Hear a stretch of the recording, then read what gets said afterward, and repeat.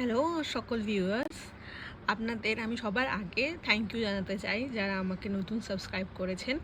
আপনাদের জন্য খুব খুব ধন্যবাদ। এবং আপনারা প্লিজ বেশি করে বাকিরা সবাই যারা দেখছেন আমার ভিডিও, প্লিজ বেশি করে শেয়ার করুন, লাইক করুন অ্যান্ড সাবস্ক্রাইব করুন। আমার চ্যানেলটাকে মনিটাইজ হতে সাহায্য করুন। যদি আমার চ্যানেলটা 1K ক্রস করে, আমি বলেছিলাম যে আমি যে কোনো 5 জনকে যে সব থেকে বেশি কমেন্ট, লাইক, শেয়ার আর সাবস্ক্রাইব করবে তাদের মধ্যে যে কোনো 5 জনকে আমি ফ্রি রিডিং দেবো। ফ্রি 1 আওয়ার রিডিং দেবো, 1 ঘন্টা ফ্রি রিডিং দেবো। আপনার সমস্ত কোশ্চেনের অ্যান্সার আমি দেবো। তো থ্যাংক ইউ আবার যারা আমাকে রিসেন্টলি সাবস্ক্রাইব করেছেন। খুব ভালো থাকুন। আচ্ছা, আজকের আমি এই রিডিংটা নিয়ে এসেছি। আমি একটা বিশেষ রিডিং, চ্যানেলাইজড রিডিং, যাতে আমি আজকে দেখব যারা আপনাদের সাথে বাজে ব্যবহার করেছে, ধোঁকা দিয়েছে বা প্রতারণা করেছে প্রেমে, বা আপনাকে ছেড়ে দিয়ে অন্য কোনো মানুষের সাথে চলে গেছে, তাদের কারেন্ট পজিশন কি হচ্ছে, তাদের কারেন্ট ফিলিংস কি। এটা টাইমলেস রিডিং। আপনার যখনই দেখবেন, যেই মুহূর্তে দেখবেন এটা আপনার সাথে রেজোনেট করবে। তো দেরি না করে শুরু করা যাক আজকে reading.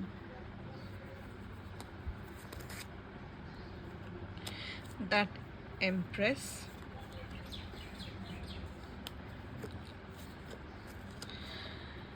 Ten of pentacles, night of cups. আমি আরেকটা কার্ড নিয়ে নেব।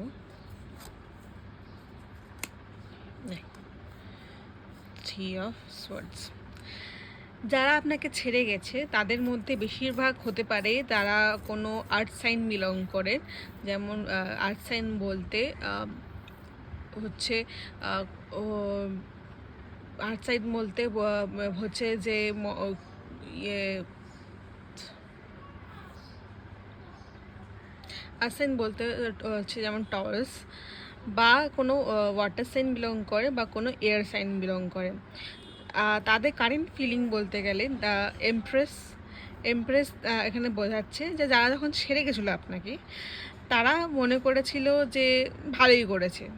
আর হতে পারে বেশিরভাগ জন আপনাকে অর্থের কারণে ছেড়ে গেছে। হয়তো আপনাদের সমস্যা চলছিল কোনো অর্থে, সেই সময় আপনাদের পাশে না দাঁড়িয়ে তারা আপনাকে প্রত্যাখ্যান করে আপনার থেকে বেটার যে অপশান তাদের কাছে ছিল তার কাছে চলে গেছে। হয়তো কিছু কিছু মানুষের বিয়েও হয়ে গেছে।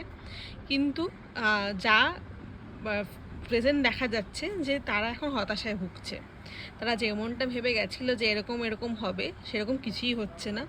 তারা সেরকম কিছুই পাচ্ছে না। উপরন্তু যেহেতু আপনাকে তারা ধোঁকা দিয়েছে, তাদের লাইফেও একটা ধোঁকা সম্ভাবনা আসছে।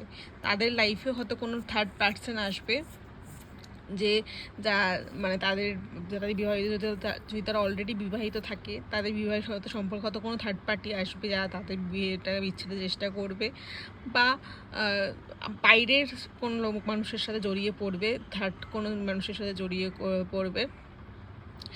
তো তাদেরও লাইফটা যে খুব সুন্দর, খুব সুখকর হচ্ছে তা নয়। এবার আমি দেখে নেব আপনাকে এর পরবর্তীকালে কি করা উচিত। আপনার কি করা উচিত। Night of swords,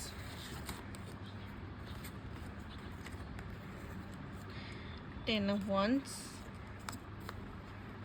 ten of swords. যেটা কার্ডে আসছে, আপনি নিজেকে খুব গুটিয়ে নিয়েছেন। কারোর সাথে কথা বলা, মেশা, বা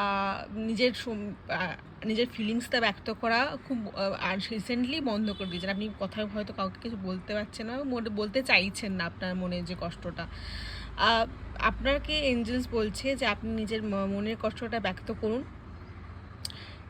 নিজেকে আরও তুলে ধরুন, যাতে পরবর্তীকালে আপনার যে এই কষ্টটা যত আপনি নিজের কষ্টটা অন্য মানুষের কাছে তুলে ধরবেন, যত শেয়ার করবেন, বা এরকমও করতে পারেন আপনি কোনো জার্নালিং করতে পারেন, মেডিটেশন করতে পারেন।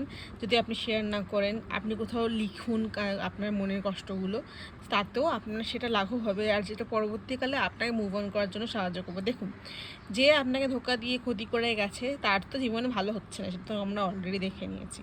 কিন্তু আপনি নিজের জীবনকে ভালো করবেন কী করে? আপনি মেডিটেশন করুন। হুইল অফ ফরচুন এসছে আপনার ফাইনালে। হুইল অফ ফরচুন এমন দেখায় যে আপনার ভাগ্যের চাকা খুব তাড়াতাড়ি একটা টার্ন নিতে চলেছে, একটা ভালোর দিকে টার্ন নিতে চলেছে। তো আপনি নিজেকে কুণ্ঠায় বা এরকম করে যে আমার সাথে এরকম খারাপ করে দিল, তার কী করে করলো, কীভাবে করলো, কেন আমার জন্য ভাবলো না, এসব চিন্তা মন থেকে বের করুন। কারণ যে যে যেরকম করার থাকে সে তার প্রকৃতি, সে তার করবেই, সে সুযোগ পেলেই করবে, এখন করবে না, দুদিন পরে করবে, তার যে যার প্রকৃতি, সে তার প্রকৃতি হিসেবে তার কাজ করবেই। তো আপনি সেই জিনিসটা চিন্তা না করে নিজে চিন্তা করুন আর চেষ্টা করুন ব্যক্ত করতে। যদি আপনার সম্পর্ক এখনও থেকে থাকে সেই মানুষটার সাথে, আপনার যে মনে ফিলিংসগুলো আছে, আপনার যে বাধাগুলো আছে, আপনার যে কষ্টগুলো আছে, বা কোথায় গিয়ে আপনার অসুবিধা হচ্ছে, সেইগুলো যদি পারেন ব্যক্ত করুন। যদি আপনার সম্পর্ক শেষ হয়ে গিয়ে থাকে তাহলে আপনি জার্নালিং করুন বা মেডিটেশন করুন, বা এমন কোনো বিশ্বস্ত লোককে বলুন যে আপনাকে সেই জিনিসটা হয়তো পরবর্তীকালে আপনাকে কোনো ক্ষতি করতে না পারে। তো আশা করি আপনি এই রিডিংটা বোঝা গেছে। যদি ভালো লেগে থাকে আমার রিডিংটা, অবশ্যই লাইক, শেয়ার, সাবস্ক্রাইব করবেন। আর আমি যেমন বলেছি, যে কোনো 5 জনকে আমি ফ্রি রিডিং দেব। যদি রিডিংটা ভালো লেগে থাকে অবশ্যই কমেন্ট করবেন। আর পরবর্তী ভিডিও কী নিয়ে চান আপনারা সেটাও সাজেস্ট করলে খুবই ভালো লাগবে আমার। তো আজকের ভিডিওটা আমি এখানে শেষ করি। খুব ভালো থাকবেন, সুস্থ থাকবেন, ধন্যবাদ।